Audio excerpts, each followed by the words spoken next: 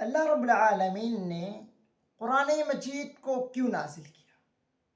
قرآن مجید کے نزول کا مقصد کیا ہے؟ اللہ نے خود اس کی وضاحت سورہ صاد کے اندر بیان فرمائی، کتاب انزلناہ الیک مبارک لیتدبروا آیاتہ ولیتذکر اولو الالباب۔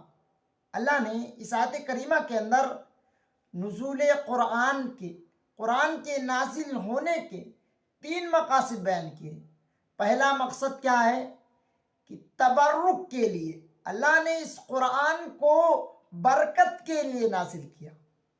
دوسرا مقصد تدبر، اللہ نے قرآن مجید کو تدبر کے لیے، یعنی اس میں غور و فکر کیا جائے، اس کی ایک ایک آیتوں کو سمجھا جائے، ایک ایک آیتوں میں غور و فکر کیا جائے۔ اور تیسرا مقصد کیا ہے؟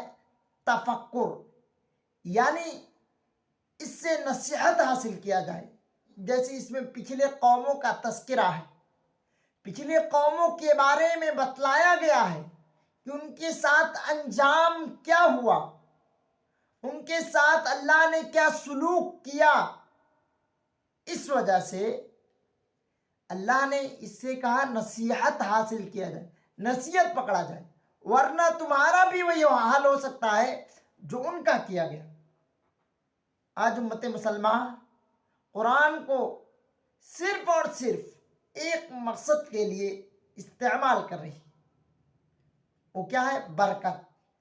گھر میں لٹکا لیا، دکان میں لٹکا لیا، بقیہ جو 2 مقاصد اور ہیں، تدبر اور تفکر، ان دونوں کو نظر انداز کر دیا ہے، چھوڑ دیا ہے۔ نہ ہم قرآن مجید کے اندر غور و فکر کرتے ہیں، نہ نصیحت حاصل کرتے ہیں۔